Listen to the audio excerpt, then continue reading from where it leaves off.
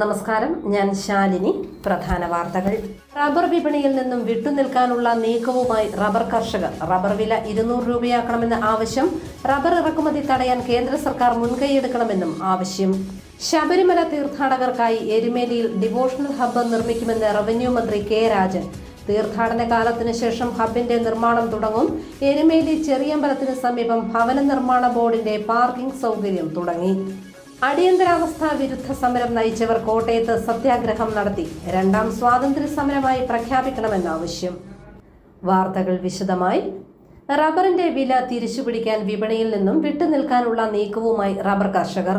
ASEAN രാജ്യങ്ങളിൽ നിന്ന് rubber ഇറക്കുമതി വ്യാപകമായതാണ് കർഷകർക്ക് തിരിച്ചടിയായിരിക്കുന്നത്. റബ്ബർ വില 200 രൂപയിൽ എത്തും വരെ സമരം നടത്തും. റെക്കോർഡ് വിലയിൽ നിന്നും കൂപ്പുകുത്തിയ റബ്ബറിന്റെ വില തിരിച്ചുപിടിക്കാനുള്ള നീക്കത്തിന്റെ ഭാഗമായി വിപണിയിൽ നിന്നും വിട്ടുനിൽക്കാനുള്ള നീക്കവുമായി റബ്ബർ കർഷകർ. വൻതോതിൽ ആസിയാൻ രാജ്യങ്ങളിൽ നിന്നും റബ്ബർ ഇറക്കുമതി നടത്തി ആഭ്യന്തര മാർക്കറ്റിനെ അസ്ഥിരമാക്കാനുള്ള ടയർ കമ്പനികളുടെ നീക്കം വിജയിച്ചിരിക്കുകയാണിപ്പോൾ. ഉൽപാദന ചെലവായ 200 രൂപ ലഭിക്കും വരെ ഇന്ത്യൻ വിപണി ബഹിഷ്കരിക്കാൻ റബ്ബർ ഉൽപാദക സംഘങ്ങളുടെ ദേശീയ കൂട്ടായ്മ തീരുമാനിച്ചിട്ടുണ്ട്. റബ്ബർ ഉൽപാദനത്തിൽ ഈ വർഷം 1.4% വർധന ഉണ്ടാവുകയും ഉപഭോഗത്തിൽ 1.8% ഇടിവുണ്ടാവുകയും ചെയ്ത സാഹചര്യത്തിൽ ഇറക്കുമതിക്ക് 25% വർധന ഉണ്ടായത് അംഗീകരിക്കാൻ കഴിയില്ലെന്ന് NCRPS വ്യക്തമാക്കുന്നു. 200 രൂപ ലഭിക്കും വരെ റബ്ബർ ഷീറ്റ്, ലാറ്റക്സ്, ഒട്ടുപാൽ എന്നിവയുടെ വിൽപ്പന നിർത്തിവെക്കണമെന്ന് കർഷകരോട് ഇവർ ആവശ്യപ്പെട്ടു. ലക്ഷക്കണക്കിനുള്ള റബ്ബർ കർഷകരെ ഏതാനും ടയർ വ്യവസായികളുടെ ആവശ്യങ്ങൾക്ക് വിട്ടുകൊടുക്കാതെ അടിയന്തരമായി റബ്ബർ സംഭരണം സർക്കാർ പുനരാരംഭിക്കണം. കമ്പോളത്തിൽ ഇടപെടാൻ സർക്കാരിന് താൽപര്യമില്ലെങ്കിൽ ഉത്തേജക പാക്കേജിലെ അടിസ്ഥാന വില 250 രൂപയായി ഉയർത്തണമെന്ന് NCRPS ദേശീയ പ്രസിഡന്റ് VV ആന്റണി ആവശ്യപ്പെട്ടു.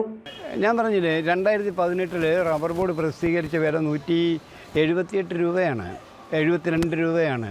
ഇന്ന് അതിനുശേഷം ഒരുപാട് ചിലവുകൾ വർദ്ധിച്ചിട്ട് ഏകദേശം നമ്മൾ കണക്ക് കൂട്ടിയാൽ ഒരു 240 രൂപ വരെ 1 കിലോ റബ്ബർ ഉൽപ്പാദിപ്പിക്കാൻ ഒരു കർഷകന് ചിലവ് വരുന്നുണ്ട്. സ്വാമിനാഥൻ കമ്മീഷൻ്റെ റിപ്പോർട്ട് വെച്ച് കേന്ദ്ര ഗവൺമെൻറ് കാർഷിക വിളകൾക്ക് കൊടുത്തിട്ടുള്ള MSP അത് റബ്ബറിന് തരികയാണെങ്കിൽ 360 രൂപയും തരണം.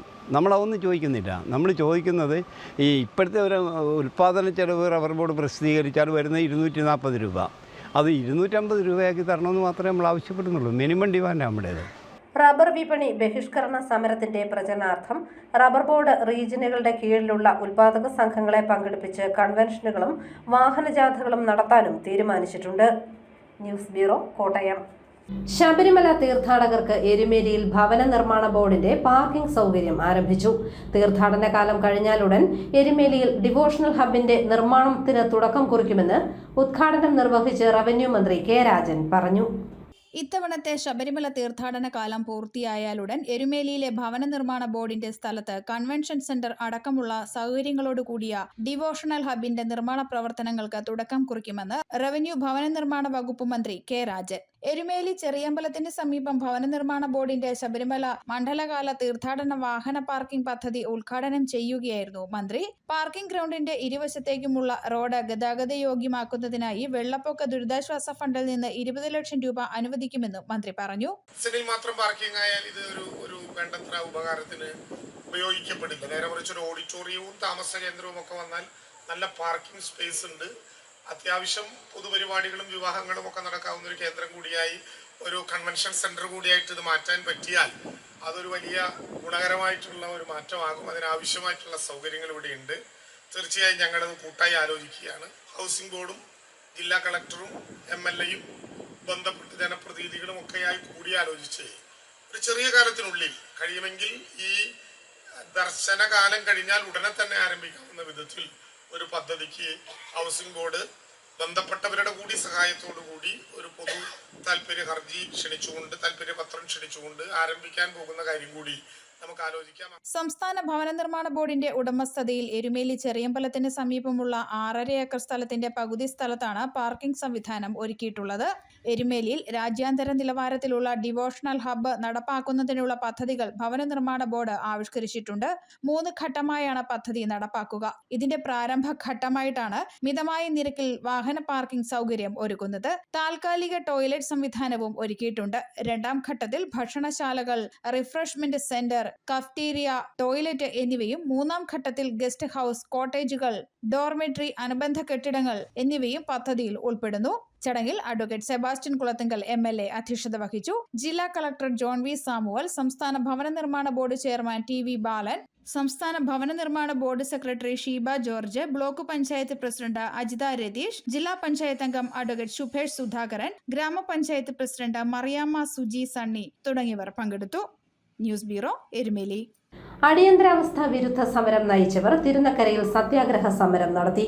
തൃശൂർ മുതൽ തിരുവനന്തപുരം വരെയുള്ള ജില്ലകളിൽപ്പെട്ടവർ സമരത്തിൽ പങ്കെടുത്തു. അടിയന്തരാവസ്ഥ വിരുദ്ധ സമരം നയിച്ചവർ കേന്ദ്ര സർക്കാരിനെതിരെ സത്യാഗ്രഹ സമരം നടത്തി. രാവിലെ തിരുനക്കര പഴയ ബസ് സ്റ്റാൻഡിന് സമീപമാണ് സത്യാഗ്രഹം നടത്തിയത്. BJP മുൻ സംസ്ഥാന പ്രസിഡന്റ് K. രാമൻപിള്ള ഉദ്ഘാടനം ചെയ്തു. ഈ 2025 50 വർഷം തികയാണ്. നമ്മുടെ ഒരു ലക്ഷ്യോദ്ദേശം സംവിധാന ഹത്യാ ദിനമായി സർക്കാർ പ്രഖ്യാപിച്ച ഈ സാഹചര്യത്തിൽ എന്തെങ്കിലും ഒരു പരിഹാരം ഉണ്ടാവാൻ സാധ്യത ഉണ്ടാവാം, അവരുടെ മനസ്സിന് അരിവുണ്ടാവാം, അങ്ങനെ ചിന്തിക്കാൻ സാധ്യതയുണ്ടാവും എന്നാണ് ഞാനിപ്പം ആഗ്രഹിക്കുന്നത്. അങ്ങനെ ഉണ്ടാകണേ എന്നാണ്. അടിയന്തരാവസ്ഥാ വിരുദ്ധ സമരം രണ്ടാം സ്വാതന്ത്ര്യ സമരമായി പ്രഖ്യാപിക്കണമെന്നാവശ്യപ്പെട്ടാണ് സത്യാഗ്രഹം. തൃശൂർ മുതൽ തിരുവനന്തപുരം വരെ ജില്ലകളിൽപ്പെട്ടവരാണ് കോട്ടയത്തെ സമരത്തിൽ പങ്കെടുത്തത്. News bureau, Kottayam. ശബരിമല തീർത്ഥാടനത്തിന്റെ മുന്നൊരുക്കങ്ങൾ വിലയിരുത്താൻ സംസ്ഥാന പോലീസ് മേധാവി ഡോക്ടർ ഷെയ്ഖ് ദർവേഷ് സാഹിബ് പമ്പ സന്ദർശിച്ചു. പമ്പ ശ്രീരാമ സാകേതം ഓഡിറ്റോറിയത്തിൽ നടന്ന യോഗത്തിൽ അദ്ദേഹം പമ്പയിലും സന്നിധാനത്തും നിലയ്ക്കലിലും ആദ്യഘട്ടത്തിൽ നിയോഗിക്കപ്പെട്ട ഉദ്യോഗസ്ഥരുമായി ചർച്ച നടത്തി. തീർത്ഥാടനം സുഗമമായി നടത്തുന്നതിന് പോലീസിന്റെ ഭാഗത്തു നിന്നുള്ള എല്ലാ ക്രമീകരണങ്ങളും പൂർത്തിയായതായി സംസ്ഥാന പോലീസ് മേധാവി അറിയിച്ചു. മുനമ്പം പ്രശ്ന പരിഹാരത്തിന് സർവകക്ഷി യോഗം വിളിക്കാൻ സർക്കാർ തയ്യാറാകണമെന്ന് Kerala Congress executive chairman Mons Joseph MLA. Munambam നിവാസികൾക്ക് ഐക്യദാർഢ്യം പ്രഖ്യാപിച്ച് കേരള കോൺഗ്രസ് ജില്ലാ കമ്മിറ്റി നടത്തിയ മുനമ്പം ജ്വാല പ്രയാണം ഉദ്ഘാടനം ചെയ്യുകയായിരുന്നു അദ്ദേഹം.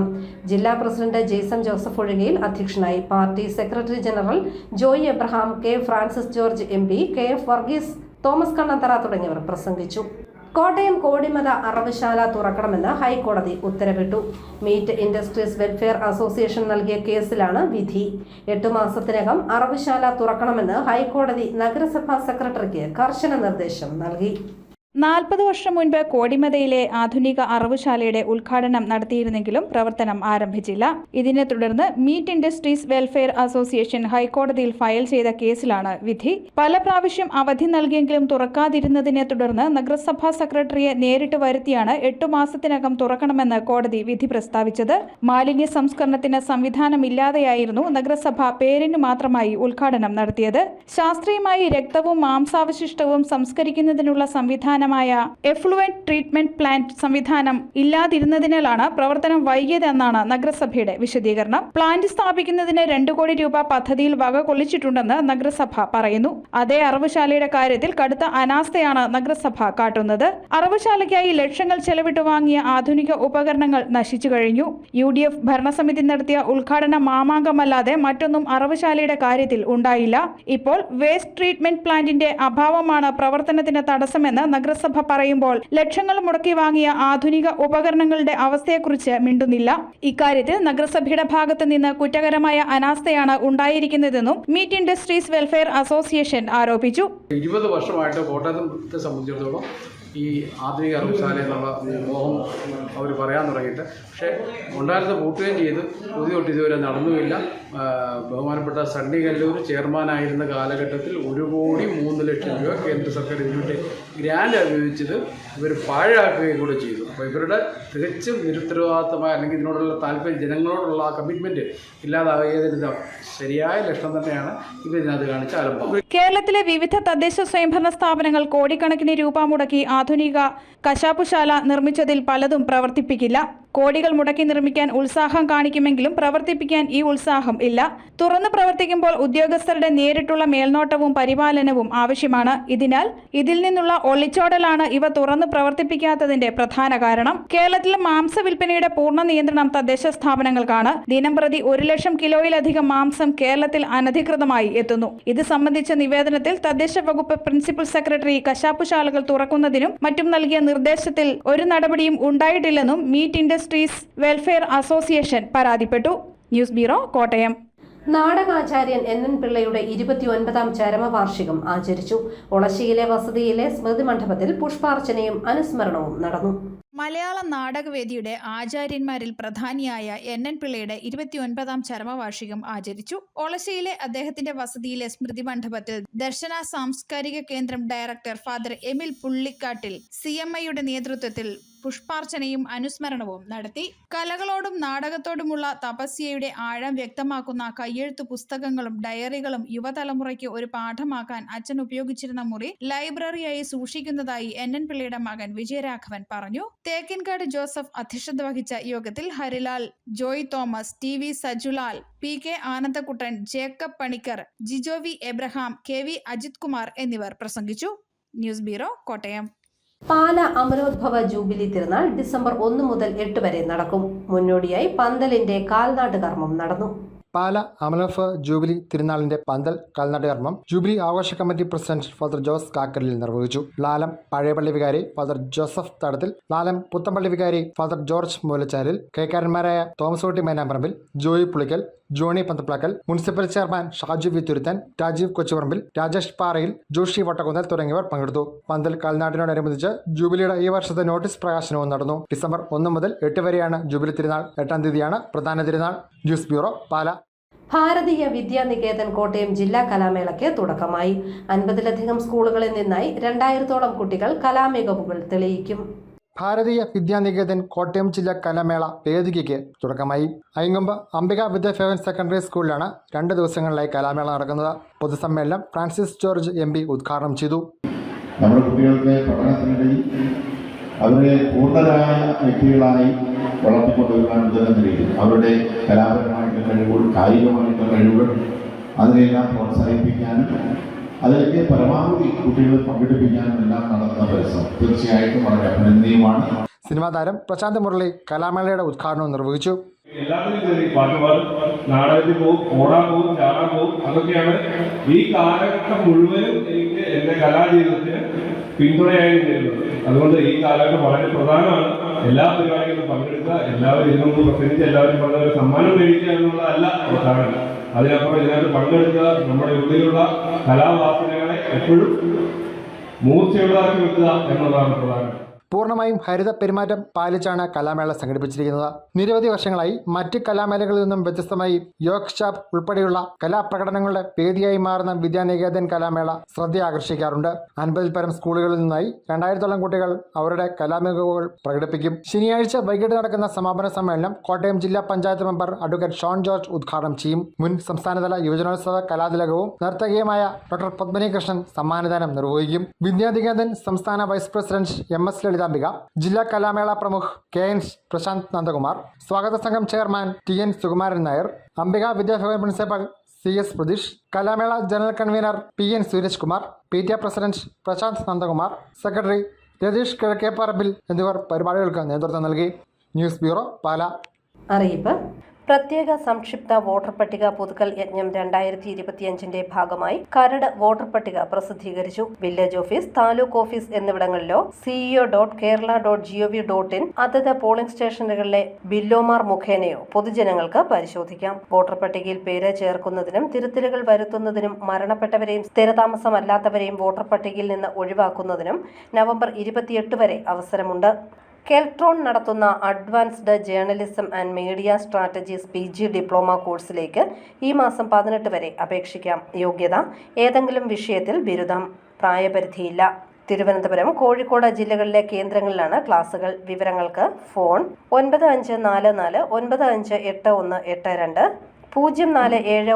047123255154.